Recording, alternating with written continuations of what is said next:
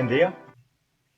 Vamos a dar continuación a el programa Grupo Monteverde TV, Carlos Ordóñez el Agrónomo. Y en este momento vamos a hablar del paso a paso del compostaje. El compostaje, pues en general, dependiendo de los volúmenes que se van a manejar, puede ser de pequeña escala para una finca, incluso para una casa, para un hogar, para un conjunto residencial, para una empresa ya que se dedica a esto a mediana escala o a gran escala. Es decir, dependerá de los residuos que se quieran manejar. De ahí, entonces uno determina el tamaño de la compostera, llamémoslo así. Entonces, para pequeñas áreas, pues se puede hacer en la finca, lógicamente. Ya en los procesos de compostaje industrial los manejamos en áreas más grandes y ya con equipos especializados. Valga la pena decirlo primero. En cuanto al piso. En cuanto al piso, tratándose de explotaciones de tipo comercial, que deben tener sus registros de ICA, que en algunos casos hay que tener la licencia ambiental y algunas visitas y controles de las corporaciones autónomas regionales. Entonces, en tema piso, pues lo mejor, lo ideal es un piso duro afirmado con alguna protección y pues en casos de que sea de mayor envergadura el proyecto y de más larga duración, pues hay que hacer las inversiones en pisos duros. El otro componente es relacionado con si es bajo cubierta o libre exposición. Diferenciando los dos modelos, del pequeño y el mediano, del grande, pues es preferible que tengamos la compostera bajo cubierta. ¿Por qué?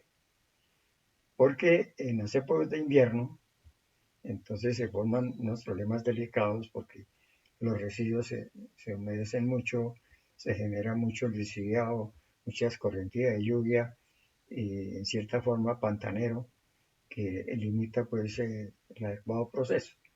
Además que se retrasa cuando cae tanta humedad en una pila y está a libre exposición, pues entenderán que esa agua saca oxígeno y ese oxígeno pues es el que necesitamos para el proceso. Pero en general diría que las explotaciones comerciales deberían ser todas bajo cubierta y en las explotaciones de pequeña escala, pues uno puede colocar sencillamente sobre la pila un plástico, incluso un plástico de segundo uso, o una pequeña estructura, un pequeño invernadero que permita pues la protección en las épocas de invierno. Aquí en Colombia pues llueve, hace verano, entonces siempre es mejor estar seguros de las condiciones de adecuación de la compostera. Entonces, con esos dos criterios, el siguiente es que previamente hay que conocer qué es el residuo que se va a manejar. Si son residuos de la finca, pues ya uno los conoce, ya son las cafeteras, los residuos de café, de cacao, en el caso de las mazorcas del cacao, banano, plátano, que generan otros residuos, si es palma africana, pues previamente hay que conocer qué es lo que se va a procesar y en qué cantidades más o menos, porque es que las cantidades son las que nos hacen definir las áreas y el manejo de pilas y de procesos.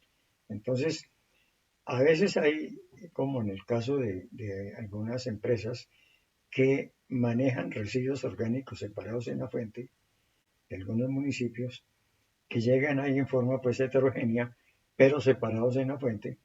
Entonces ahí tenemos un componente específico diverso. Pero valga la pena aclarar que el compostaje tiene como dos grandes modelos. El modelo monovalente, que es cuando uno composta una sola materia prima, por ejemplo gallinaza o porquinaza, o residuos de cosecha, o residuos de café, un solo producto, eso es monovalente.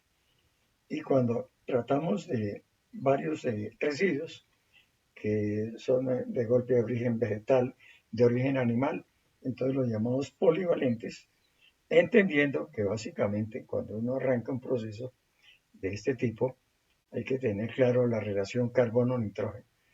En general, como lo dijimos en el programa anterior, los residuos agrícolas son ricos en carbonos. Y las excretas, todo ese grupo de excretas que ya vimos, excretas animales, pues son ricas en nitrógeno. Entonces uno tiene que balancear, conocer adecuadamente cuáles son esas relaciones de carbono y de nitrógeno para que al comienzo del proceso eso esté más o menos en un rango de 20, 25, en algunos casos hasta 30.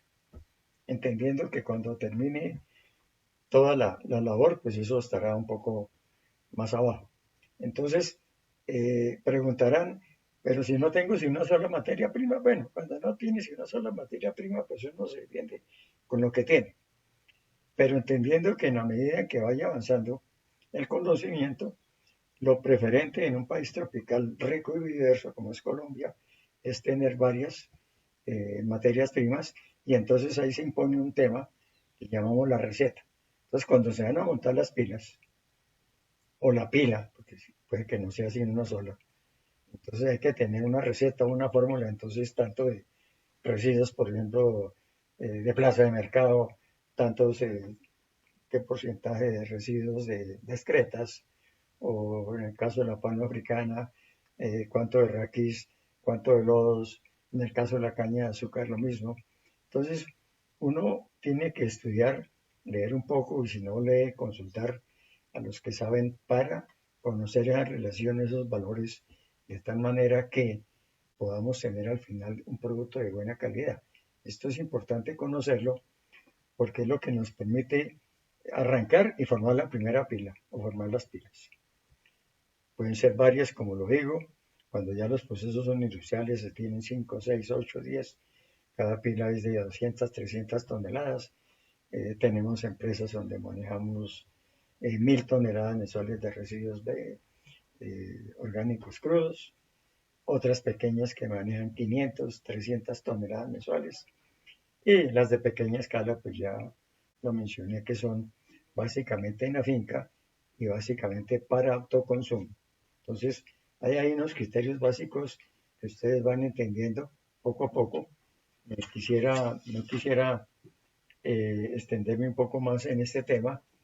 Lo dejamos ahí para claridad. Entonces, eh, armado de pilas, tema cubiertas, tema pisos, hay que destinar en algunos casos cuando se manejan residuos supremamente húmedos como los residuos de plazas de mercado que vienen con mucha humedad, que generan mucho lixiviado, ahí hay que destinar una zona específica que es una placa en concreto, con un desnivel, con un pozo de recolección, para que esos lixiviados no comiencen a ser un contaminante ambiental ni un problema, sino que esos lixiviados se almacenan en un tanque y después con una bomba se reciclan para humedecer las pilas, en lugar de usar agua, se usa lixiviado. Eso de todas maneras son cargas microbianas importantes para el proceso. Bueno, entonces terminamos acá el programa diciendo además que como estamos en el paso a paso del compostaje, esto va a tomar varios programas, tratando de ser lo más didácticos posibles para que ustedes puedan aprovechar la información. Entonces, a medida que vamos avanzando, ustedes van entendiendo parte por parte cómo se comienza, cómo se desarrolla, cómo se termina y qué es lo que pasa al final cuando el compostaje está listo y el compost, que es el producto de este proceso, pues está listo para vender o para aplicar. Les agradezco la atención, los invitamos a que nos vean, Grupo Monteverde TV, Carlos Ordóñez el agrónomo, que se suscriban, que inviten a sus amigos, sus vecinos, sus compañeros, eh, para que podamos crecer y generar más dinámica. Gracias.